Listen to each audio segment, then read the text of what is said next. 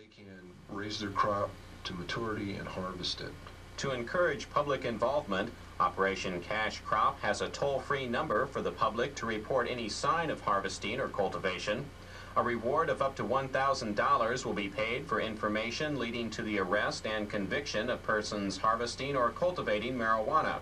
The number is 1-800-742-9333 or 1-800-SICK-WEED. You don't have to give your name.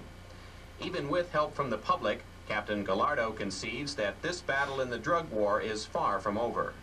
We have not stopped this activity, and I don't think we are ever going to be able to stop it. We are going to continue all our enforcement efforts to try to curtail it as much as possible. But as long as there's a demand for marijuana, or as long as there's a demand for illegal controlled substances, we have a continual problem.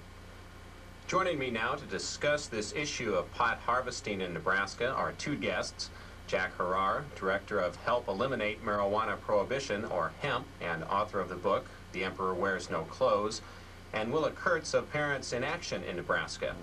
And I'd like to start off tonight by asking each of you to tell our listeners about your organizations. Mrs. Kurtz, could you tell us a little bit, first of all, about Parents in Action? Yes, I can do that. PAN is a not-for-profit volunteer organization primarily made up of parents and other youth care providers.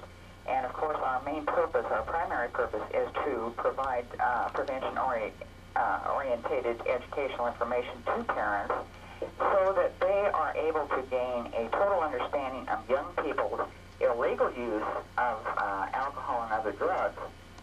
We encourage them to understand the drug culture and its promoters, and definitely the dangerous effects of alcohol and other drugs on their children. And by doing this, we are beginning to be able to motivate and encourage parents to be their child's primary and most well-informed teacher, and to influence them, to be against the use of the illegal use of alcohol and other drugs. All right, thank you.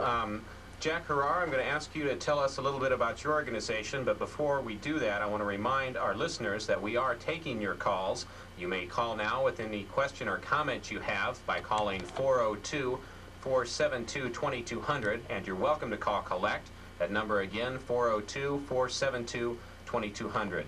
Mr. Harrar, can you tell us a little bit about Hemp? Hemp stands for Help Eliminate Marijuana Prohibition, and its feelings are this, that hemp is the most useful plant on earth, and that anybody that's ever read a dictionary or an encyclopedia of the history of the world would be a total idiot to outlaw any use of hemp. Hemp is the #1 paper source on earth. There's no more need for cutting down trees with hemp. Hemp made all our paper until 1883. It was predicted in 1916 it would make all of our paper. And with only 1/5 to 1/7 the chemicals, and not nearly as dangerous chemicals as in wood pulp. And you could grow in Nebraska here enough to replace all those, well, what used to be Michigan and Wisconsin and Minnesota forests. It makes all the fiber. It's the softest, warmest, longest, strongest natural fiber on earth. It's softer than cotton, warmer than cotton, longer lasting cotton. And it's the only it's the only plant on earth that needs no fertilizers, no chemicals to make it grow. It'll grow in any soil condition better than anything else you can grow on earth, and it doesn't despoil the land. It is the #1 protein source on earth. It is the #1 essential fatty acid, which is your immune system. It makes your immune system work better than any other way you can have it work on earth. And it's the #1 way to get rid of the cholesterol in your heart from the seed of the plant, that it'll dissolve the cholesterol in your heart. No other way even works a fraction as good. In fact, the outlawing of hemp is the stupidest, most ignorant thing the human race has ever done. And I dare anybody to refute or dispute any words I say. We have a $10,000 challenge from our organization for anybody to refute the words. That it's the #1 way to make fuel. No more coal, no more oil, no more natural gas.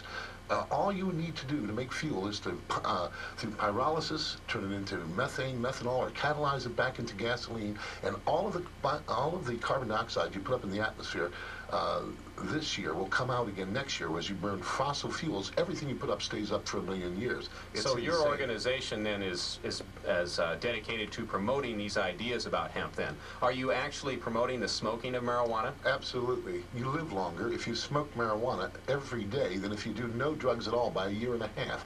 And you live 8 to 24 years longer than people that use alcohol and tobacco. So you'd have to be a damn idiot to outlaw marijuana for use. Not only that, it's the #1 medicine for glaucoma, chemotherapy, anorexia, for multiple sclerosis, for asthma, for why should children ever take theophylline or any of those drugs?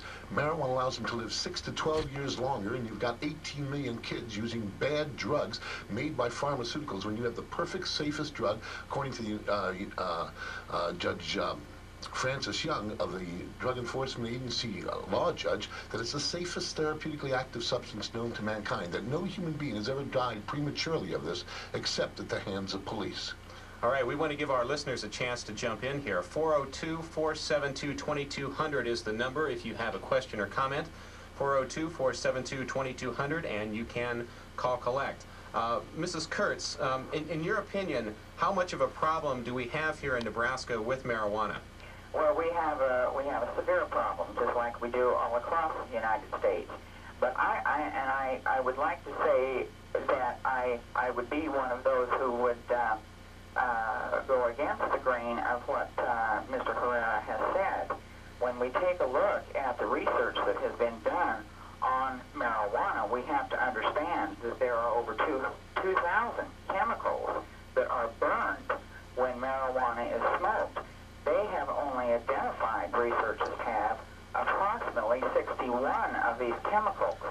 Now, in the past 15 years, there have been countless scientific studies to determine the therapeutic benefits of cannabinoids or of cannabis, and they have found none. Well, there may be some therapeutic use as far as chemotherapy and glaucoma are concerned. They are talking about not the crude drug marijuana, but the synthetic drug THC. Now, THC, delta-9 tetrahydrocannabinol, is the drug that does produce the high. That is one of the few drugs that they have actually identified in marijuana. And I would also say that research has recently shown, contrary to Mr. Herrera, that marijuana does impair the immune system.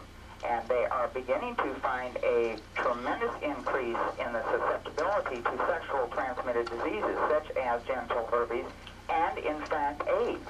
And this is happening among our young adolescent users. Personally, almost every word you just said, I couldn't find any documentation for, neither can you.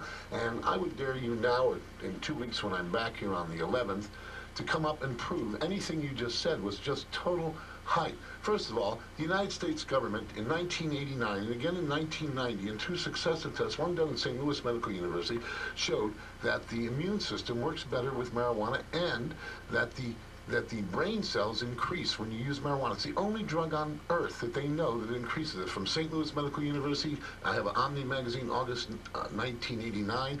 I have the National Institute of Mental Health in 1990, marijuana receptor sites exist in the brain study.